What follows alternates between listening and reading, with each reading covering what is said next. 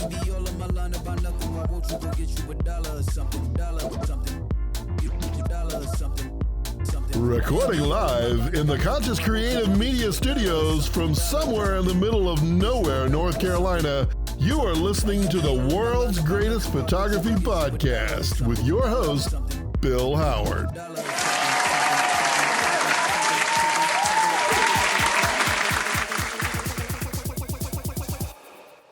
Thank you, Scott, and you are listening to the world's greatest photography podcast, and I am your host, Bill Howard.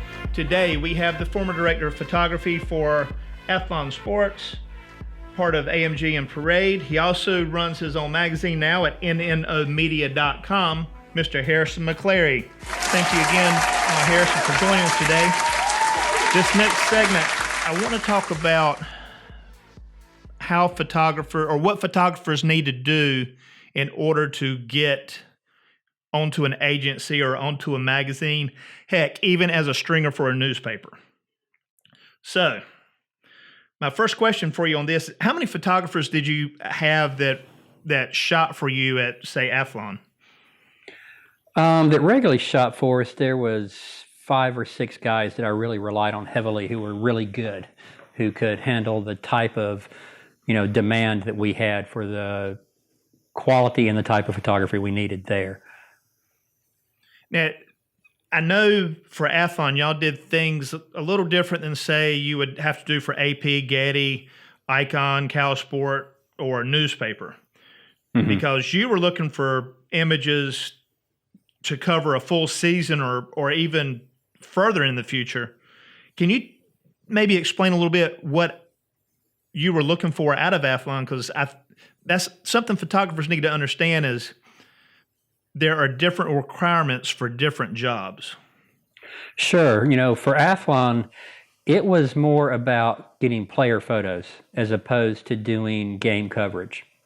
And photographers who are really good game coverage photographers frequently couldn't handle doing what we did at Athlon. They just didn't understand that we didn't care about game coverage. We cared about getting great photos of the players. It was more like shooting trading card photos than it was actually covering a game. And you would go to a game and we would send you a list of anywhere from 10 to 15 players on each team, and we would need as many of those players photographed and photographed well as possible. And I don't just mean them on the sidelines of the headshot, I mean them actually in action in the game playing. And there were linemen, there were defensive players, there were running backs, obviously, and quarterbacks and those stuff, but not so sexy positions as, of offensive tackle and nose guard and, defensive tackles and some of those guys. I mean, some of those guys we used a lot of photos of, and they're the hardest players to shoot because they're on that front line and they hit people really quick, and it's really challenging to get good photos of those guys. Generally from a game, just myself, because I shot a lot of games for Athlon as well as being the director of photography, so I would shoot close to 3,000 pictures a game. And of course, any photographer, probably 1/3 of what you shoot is going to be junk because people stepping in front of you, referees getting in your way, or things like that. But still, that's a lot of pictures to have to go through, edit, and ID. And, on a general game, I would ask the photographers from the stadium to, as well as doing what they did there, to upload to me 20 to 30 good game day photos plus cheerleader photos, because we always built galleries from every game for a slideshow. I would have to stay at the stadiums after games editing my photos and building slideshows for all the people that sent in games that day. And then on Mondays, we always did a cheerleader slideshow from all the games we had covered. So it was a pretty intense bit of work there, and it was very different from shooting for, say, AP or Reuters or somebody.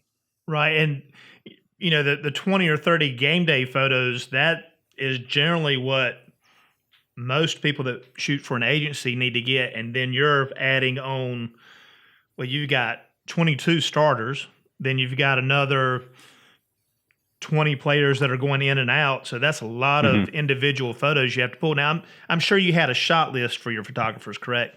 Oh yeah, we had a shot list. We called them hit lists, and it was everybody that we needed to get on the teams.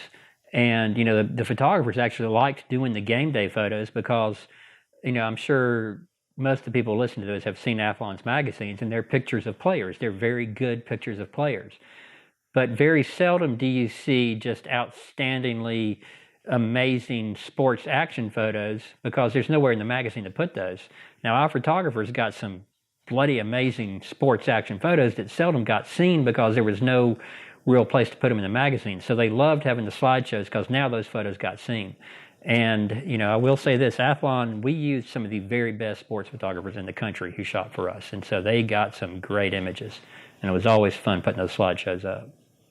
You are listening to the world's greatest photography podcast with your host, Bill Howard.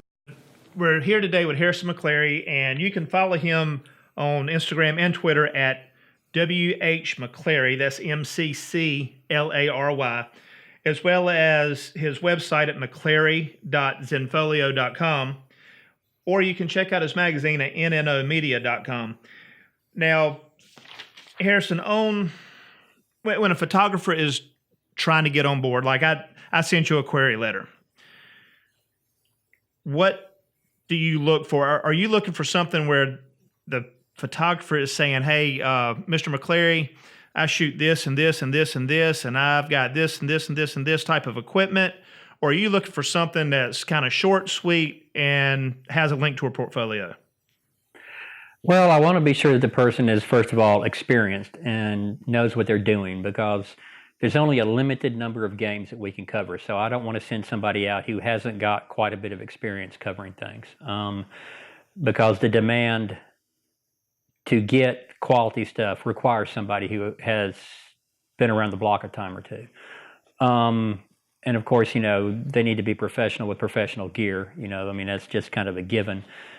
One thing that this is just one of the things that would cause me to immediately send a letter straight to the trash. If anybody ever told me they would work for free, I would not even consider speaking to them, because I figure if you want to work for free, you're not a professional. And I'm not going to waste my time even responding to an email from you. Another thing is check and be sure you write stuff legibly and with good grammar. You send me something that's written poorly, I just assume you don't care. You know, I mean, yeah, it's an email, but you still at least try to come across as somebody who has more than a third grade education. I mean, you'd be surprised the emails I got where people just, I mean, I'm not talking about simple grammar mistakes. I mean, I'm talking just written like all they've ever done in their lives is send text without full sentences. I mean, that just is so unprofessional.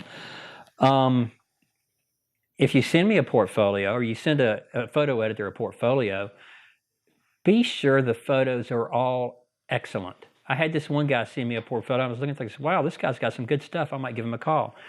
And then there was an out of focus picture. And excuse me, this is your portfolio, and you send me an out of focus picture. What are you going to send me on assignment? You know, that's supposed to be your very, very best work, and you think out of focus is good enough for your very best work? Yeah, that's not going to get a call back. Right. Now, as far as like the technical aspects of a portfolio, the main thing is the images are sharp and lighted properly, composed properly, I would assume, correct? Well, I mean, it's your portfolio. It should be just images that are like, holy God, that's a great photo. You know, I mean, just a typical photo of a quarterback dropping back to throw a pass, everybody can shoot that. I want to see some stuff that's like, oh, wow, that's great. Yeah, you know how to get good stuff. And, you know, I mean, let's face it, nowadays anybody can go to a football game and get a few decent photos. I want to know that when you go to a game, you know, for Athlon, I wanted to know I could send you a list of 25 players and you're going to come back with at least 20 of them really great photos on them. If I'm sending you to cover a game for me as an editor for a news service, I want to know you know how to cover a game. You know, that you can go there and understand the ebb and flow of the game, and like, oh, this game is a defensive game. The quarterback's getting sacked a lot. Well, that means you better have a good photo of a quarterback getting sacked somewhere in there. You know, you better have photos of most of the scores being scored. I mean, you know, your portfolio should reflect that you know how to do the job. And, you know, that is part of it. And I guess that would also fall into captioning properly. Just like you're talking about, the query letter comes in and the grammar is bad, or the spelling, the sentences aren't coherent. You've got to make sure the captions are correct too. There's a certain style that the captions have to follow. Yes, and of course, most places send you a dummy caption. All you got to do is fill in the information. I used to do that for every photographer, send out an IPTC file, and all they had to do was delete where I put XXXX and put in the correct stuff. Right. And for most places, they will send you a dummy caption, but you still have to get the correct info in there. I mean, here's a photo of Marcus Mariota scoring a touchdown and 3rd and 1 in the fourth quarter with 30 seconds left on the clock. That's kind of important information. If it's just a play in the game, you can just put down, performs during the game. But if it's like the game-winning touchdown, then you better have that info in the caption. Gotcha. Well, and it may be different for the way it was with Athlon than the different tiers of agencies as well. If somebody were to send you a portfolio of nothing but youth and high school sports, but they are sharp and they're good photos, is that going to be the same as somebody sending in good photos of college and pro action as well? As long as somebody knows how to shoot, I don't care what they've been shooting. I mean, you can get great photos at anything, and you can get bad photos at anything. I mean, quite honestly, high school sports in some ways is harder to shoot than college and pros are, because you've got to deal with more of player. I mean, I have found high school sports to be more dangerous than college and pro, because the kids run out of bounds and they don't stop running. They keep on running, and you better be ready to move. I've never been hit at a football game, but I've come very, very close at high school games. College and pro, they generally don't just keep running when they cross out of bounds. They go ahead and stop, whereas I've seen the high school kids run all the way to the bloody fence, and it's just like, do you not know how to stop running? Yeah. Now, do you offer a leeway or forgiveness if there's a high school photo that's, again, great action, but it's noisy? Because if it's like in where I am, the lighting is horrible. In fact, even some of the college games, the lighting is horrible. Well, yeah, I mean, noise is just part of it. It's not that I'm much as concerned with. It's just simply badly focused images. If you can't get a photo in focus with today's cameras, I mean, something's wrong. Yeah. The D5 focus is better than I ever could with my eyes. But now, do you still have the D850 also? I just sold it, actually. You did? Mm-hmm. Now, you don't have a crop sensor currently, correct? I have a D500, yes. You do? Okay. How did you find the D500 compared to, say, the D850 as far as focusing? It's just great. I mean, the D500 focuses just basically as well as the D5 does. It's really, really good. It's what I use on my 400-2.8 at day games, because it gives me a 600-2.8. It's really nice. And I like the 500, but I really like the 850, and that's why I was asking, because I knew you had it at one time, and I was just wondering. They say it's got the same focusing computer that the 5 and the 500 do, but I like the 850 better than the 500. Maybe it's because the focus square on the 500 is larger. I'm not sure, but I like. Yeah, that is kind of annoying. That focus square being larger is definitely annoying. But as overall, I mean, just for a general bang around camera, the 500 is a great camera. And yeah, it's a crop sensor, but you can get a wider lens on the wider end, but it gives you more reach on the longer end. I mean, I like it because it's not as expensive, and if you beat it up running around at a football game, you're not as upset as when you destroy a D5. Right. Now, have you looked at, well, they don't have the specs out, but do you think you're going to follow suit with the D6? I don't know. It just depends on what comes out and where my needs are at that time. The D5, I mean, basically the D5 for me is a one-trick pony. I use it for sports, and that's about it. I mean, I love the camera. It's a great camera, but for general shooting, everything, like I said, except sports, I love the Nikon Zs. They are awesome little cameras for everything except sports. Well, today we're having a conversation with Harrison McClary, the former director of photography for Athlon Sports and the current owner, editor, everything with nnomedia.com, a magazine out of the Nashville, Tennessee area. And this is the end of segment 2. We're going to come up on segment 3. We're going to discuss building a portfolio. And again, you're listening to Harrison McClary on the world's greatest photography podcast. Why you be all on my line about nothing? Why won't you go get you $1 or something? $1 or something. Get you $1 or something. something. Why you be all on my line about nothing? Why won't you go get you $1 or something? Dollar or something.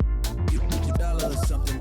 Something. Why you be all on my line about nothing? Why won't you go get you $1 or something?